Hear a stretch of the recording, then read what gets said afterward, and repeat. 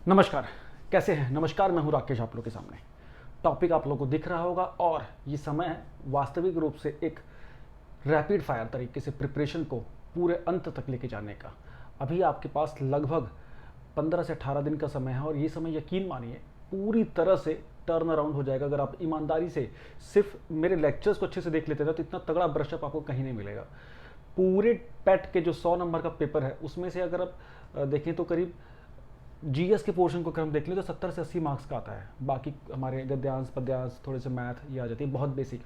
मैं एक लेक्चर में मैथ के वाले क्वेश्चन में लेके आऊँगा जो ग्राफ बेस्ड हैं या डाटा इंटरप्रिटेशन के ऊपर है, जो कि डाटा दिया हुआ है उसके ऊपर चीज़ें निकालनी है। बड़े ही आसान होते हैं, बड़े ईजी होते हैं। दो दो चार चार करिएगा, आप लोग को आइडिया थोड़ा सा लग जाएगा। देखिए, थोड़ी सी प्रिपरेशन तो आपको भी अपने एंड में मजबूती से लेके चलनी होगी। और एक और बात, ये एक बहुत ही बेसिक एग्ज़ाम है। एक चीज़ ध्यान में रखिएगा, इस एग्ज़ाम को क्लियर करके आपको और परीक्षाओं में बैठने की अनुमति मिलती है। हाँ, इस एग्ज़ाम से और कुछ नहीं बदलने वाला है, लेकिन हाँ, ये एग्ज़ाम आपको एक कॉन्फिडेंस ज़रूर देने वाला है। तो इस एग्ज़ाम में अगर आप उच्च स्तर के अंक लेके आएंगे तो निश्चित रूप से आगे की परीक्षाओं में आप चीज़ों को सीधे सीधे धराशायी करेंगे, आपको अपनी योग्यताओं पर भरोसा होगा। लेकिन हाँ, इस प्रिपरेशन को अंत नहीं मानना है, इस प्रिपरेशन को शुरुआत मानना है। आज पिछला लेक्चर अगर आप लोगों ने देखा होगा तो पूरा इंडस वैली सिविलाइजेशन, सिंधु घाटी सभ्यता को मैंने पूरा अच्छे से रिवाइज कराने की कोशिश की। इसके अलावा हम और भी क्वेश्चंस लेंगे। अभी हम वैदिक सभ्यता को वैसे ही रिवाइज कराने की कोशिश कर रहा हूँ। और अगर यहाँ से वैदिक सभ्यता वाले कुछ क्वेश्चन आप लोगों ने कर लिए तो यकीन मानिए पेपर में सीधे क्वेश्चन इसी लेक्चर से दिखेंगे। ठीक, अब देखिए वैदिक काल किसको बोलते हैं? 1500 बीसी के आसपास से लेके और 600 बीसी के आसपास का इलाका, आसपास का समय है ना, इसको बोलते हैं वैदिक पीरियड। क्या बोलते हैं? वैदिक काल। और इसको फर्दर हम दो भागों में ब्रेक करते हैं। 1500 से लेके 1000 बीसी का जो पीरियड है इसे वैदिक पीरियड या ऋग्वैदिक काल बोल सकते हैं, जिस समय ऋग्वेद की रचना हुई। और बाकी पीरियड है उत्तर वैदिक काल, उत्तर वैदिक काल। और ये कब से कब तक है? 1000 बीसी से 600 बीसी। तो प्रॉपर क्लासिफिकेशन तो ये होता है और ये दोनों एज ए होल वैदिक पीरियड में आते हैं। मुख्य रूप से चीज़ों को जान जाइए। इससे पहले का जो काल था वो सिंधु घाटी सभ्यता का काल था, जो कि नगरीय व्यवस्था थी, नगरीय सिस्टम था सारा। ये पूरा एक कृषक समाज था, ग्रामीण अर्थव्यवस्था थी। इसमें आपको ध्यान देना होगा। कुछ चीज़ों को लेकर आपको ध्यान देना होगा कि ये वेद क्यों, क्योंकि इसी काल में वेदों की रचना हुई, उपनिषदों की रचना हुई, पुराणों की रचना हुई, ब्राह्मण ग्रंथों की रचना हुई। मतलब भारत में जो वेद डेवलप हुए, लिटरेचर जो डेवलप हुआ, वो इसी पीरियड में डेवलप होता है। तो मुख्य रूप से आपको एक चीज़ ध्यान देनी कि भारत में कितने वेद हैं, यहीं से शुरू करते हैं। 4 वेद हैं और 18 पुराण, है ना, याद रखना, यहीं से क्वेश्चन बनेंगे। तो 4 वेदों से पहले हम चीज़ों को लेकर शुरू करेंगे। सबसे ओल्डेस्ट वेद कौन सा है? ऋग्वेद। सबसे पुराना वेद कौन सा है जी? ऋग्वेद। ठीक, अब चलिए शुरू करते हैं। अब क्वेश्चन करता है सबसे पुराना वेद ऋग्वेद, इसी नाम से शुरू कर देते हैं। सबसे पुराना वेद कौन सा है? ऋग्वेद। 4 वेद जो है उनका पूरा नाम क्या है? ऋग्वेद, अथर्ववेद, यजुर्वेद और सामवेद। अब मैं ये पूछूंगा फटाफट कि किस वेद में क्या है ना। जैसे ऋग्वेद में ईश्वर की पूजा या स्तुति गान है बेसिकली सारे, है ना, ईश्वर की आराधना है ऋग्वेद में। ठीक, दूसरों में क्या है? अथर्ववेद में क्या है? मेडिसिन, औषधियों से संबंधित कंसेप्ट हैं अथर्ववेद में, औषधियों से संबंधित कंसेप्ट। नेक्स्ट है यजुर्वेद में क्या है? यजुर्वेद, इसमें क्या है? नाम ही लग रहा है यज्ञ से दिख रहा है, पूजा पाठ, बलिदान, है ना, आहुति, ये सब यज्ञ है, ये सब। ठीक, यजुर्वेद। सामवेद जो लास्ट वाला है, सामवेद, साम से स से सोम, साम साम, म्यूजिक, संगीत। तो सामवेद में किसका जिक्र है? म्यूजिक का। यजुर्वेद में किसका जिक्र है? पूजा पाठ, इसके जो अनुष्ठान के तरीकों का। ऋग्वेद में क्या है? ईश्वर के स्तुति गान है। अथर्ववेद में क्या है? एक प्रकार से साइंस लिटरेचर है, विज्ञान कह सकते हैं। और मुख्य रूप से वो स्वास्थ्य से जुड़ा हुआ है, आयुर्वेद से। ठीक, तो 4 में यहाँ से क्वेश्चन भी बहुत बहुत अच्छे से क्वेश्चनों को पूछा जा सकता है। नेक्स्ट क्वेश्चन, इसको अगर घूम फिरा के भी कर पूछें तो क्वेश्चन एक और आता है कि तंत्र मंत्र और वशीकरण का जिक्र किस वेद में किया गया है। तंत्र मंत्र और वशीकरण का जिक्र किस वेद में किया गया है, तो आपका आंसर होगा अथर्ववेद, अथर्ववेद, अथर्ववेद। नेक्स्ट, संगीत का, सुरों का किसमें जिक्र किया गया है, आपको आप बोलोगे सामवेद, सामवेद। नेक्स्ट पूछेगा कर्मकांड, स्रोत का, पूजा पाठ का जिक्र किसमें किया गया है, यजुर्वेद। उसके बोलेंगे कि प्रार्थनाओं का, श्लोकों का किसमें जिक्र किया गया है, ऋग्वेद में। ठीक, नेक्स्ट क्वेश्चन, नेक्स्ट क्वेश्चन, एक और क्वेश्चन आता है, देखो आया हुआ है, सारे क्वेश्चन मैं बता रहा हूं, जादुई, काला जादू, माया, ये किसमें जिक्र किया गया है, अथर्ववेद, अथर्ववेद, अथर्ववेद, अथर्ववेद। ठीक है, ठीक है। नेक्स्ट, नेक्स्ट,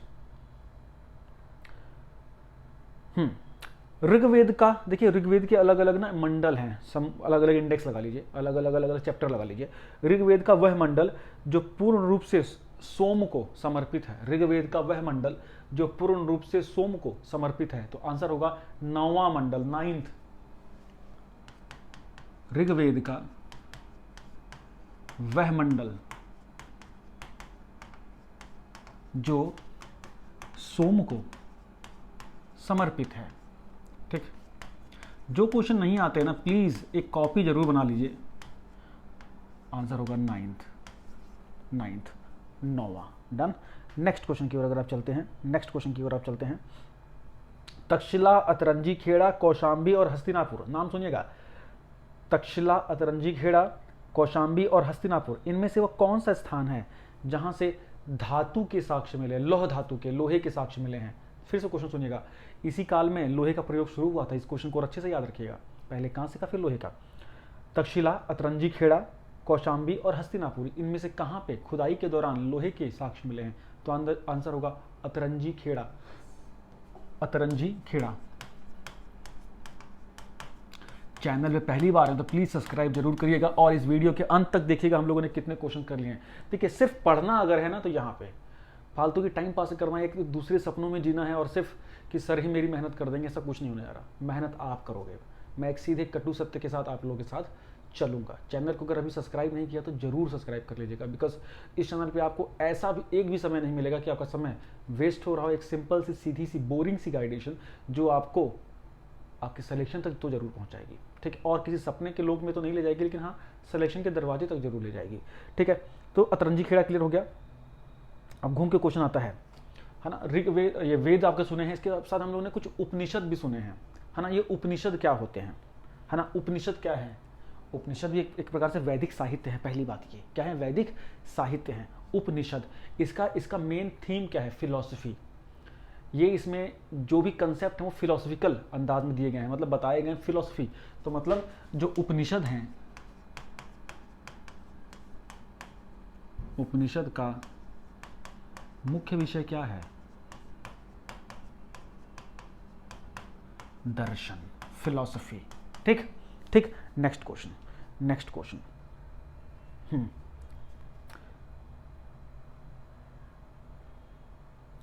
ऋग्वेद, परवर्ती संहिताएं, ब्राह्मण ग्रंथ तथा उपनिषद, इन चारों में से वो कौन सा वैदिक ग्रंथ है जिसमें मोक्ष की बात कही गई है ना। ऋग्वेद, ब्राह्मण ग्रंथ, परवर्ती संहिताएं या उपनिषद, इन चारों में किसमें मोक्ष की बात कही गई है, तो आंसर होगा उपनिषद में, आंसर होगा उपनिषद में। नेक्स्ट क्वेश्चन की ओर हम चलें, नेक्स्ट क्वेश्चन की ओर चलें।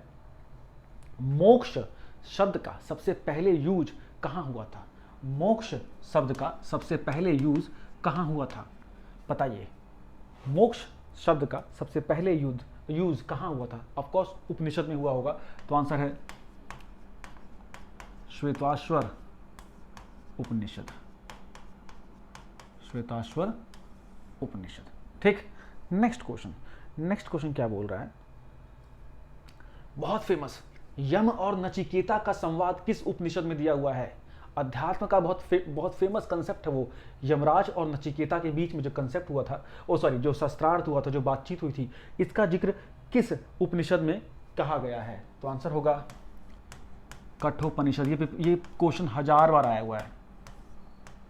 यम और नचिकेता का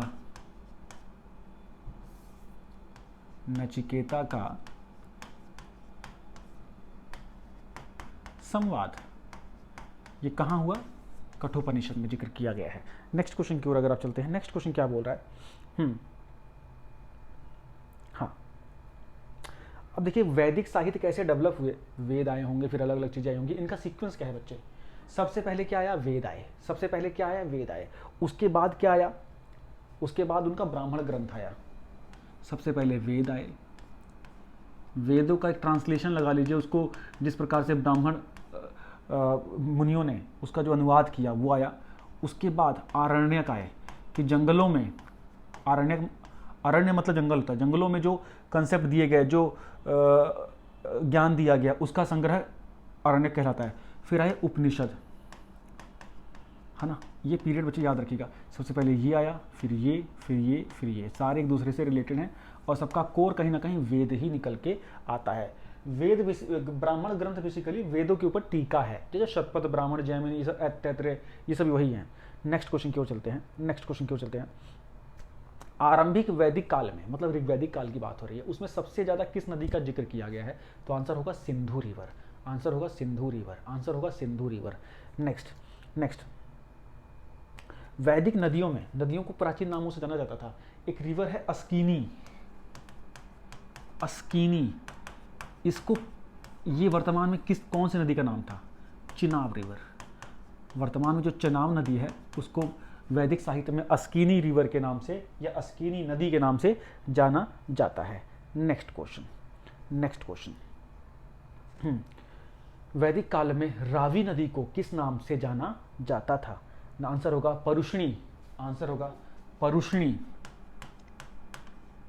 परुष्णी।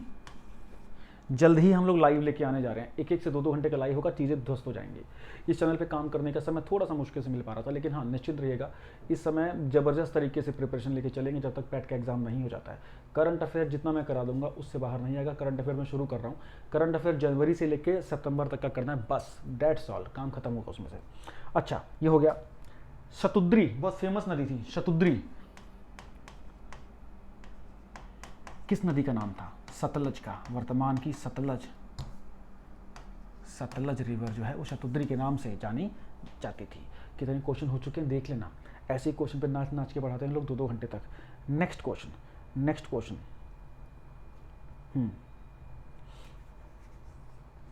अग्नि, बृहस्पति, इंद्र, इनमें से सबसे इंद्र और इन सारे देवताओं का पुरोहित किसको माना जाता था? है ना, इन सारे जो वैदिक साहित्य में देवताओं का पुरोहित किसे माना जाता था? तो आंसर होगा बृहस्पति को। किसको माना जाता था? बृहस्पति गुरु। ठीक, नेक्स्ट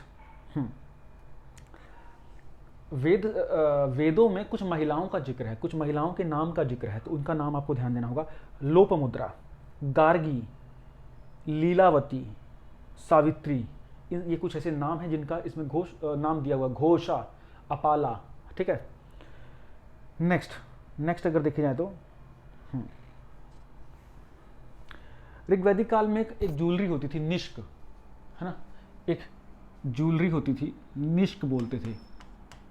ये क्या होता था? गले का हार होता था, निष्क। डन। नेक्स्ट क्वेश्चन क्या बोल रहा है?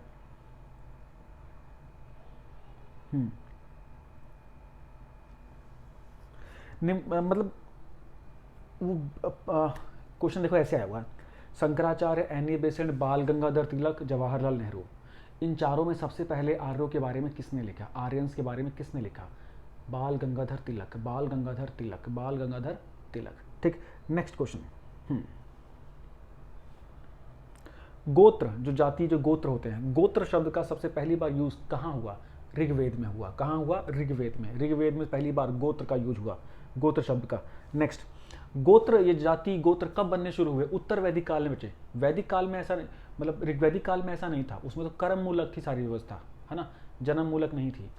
ऋग्वैदिक काल के बाद जो उत्तर वैदिक काल आया वहाँ जन्म मूलक हो गई वर्ण व्यवस्था, ब्राह्मण का पुत्र ब्राह्मण ही होगा, है ना, क्षत्रिय का पुत्र क्षत्रिय होगा। इससे पहले कर्म के आधार पे वर्णों का बंटवारा होता था। नेक्स्ट, ऋग्वेद में जिक्र है बहुत फेमस एक युद्ध, है ना, जिसको, उस युद्ध का नाम क्या है? 10 राजाओं का युद्ध, दशराज युद्ध। ये युद्ध किस नदी के तट पे लड़ा गया था? ये युद्ध किस नदी के तट पे लड़ा गया था? आंसर होगा पुरुष्णी, पुरुष्णी चिनाब नदी, पुरुष्णी नदी के तट पे ये दशराज युद्ध लड़ा गया था, जिसका जिक्र है ऋग्वेद में। नेक्स्ट क्वेश्चन की बात अगर कहें, नाम बता रहा हूं मैं, माते तमा, देवी तमा और नदी तमा। माते तमा,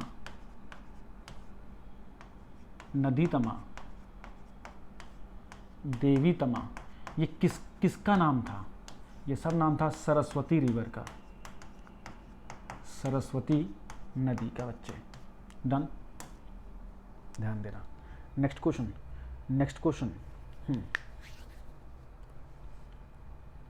जो ऋग्वेद था वो कैसा था? मतलब एकेश्वरवाद था या अनेकेश्वरवाद था? तो आंसर होगा अनेकेश्वर। अनेकेश्वरों की इसमें स्तुति के बारे में जानकारी मिली है, ध्यान देना।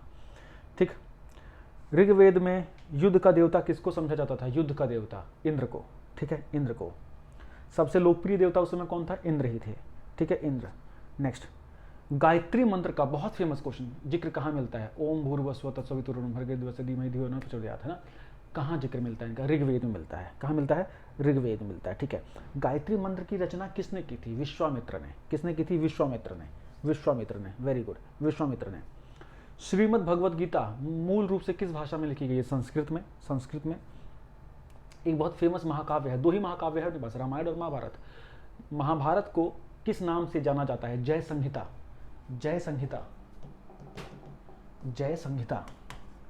जय संहिता को ही महाभारत के नाम से जाना जाता है बच्चे, इसको याद रखिएगा। ऐसा कोई एक क्वेश्चन नहीं है जो पेपर में नहीं आएगा, गारंटी से बता रहा हूँ। नेक्स्ट क्वेश्चन, सत्यमेव जयते कहाँ से लिया गया है? भारत की सरकार की मुख्य टैगलाइन, है ना, आदर्श वाक्य कहाँ से लिया गया? मुंडकोपनिषद से।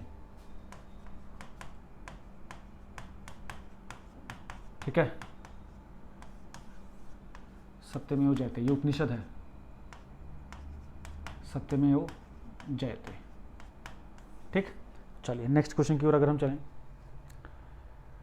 वैदिक काल में किसकी हत्या करने पे मृत्युदंड मिलता था? गाय को, है ना। गाय को सबसे पवित्र और सबसे कीमती वस्तु माना गया था गाय को, इसीलिए इसको अघन्या बोला जाता था। अघन्या, घड़ी वाला अघन्या बोला जाता था। ठीक है, नेक्स्ट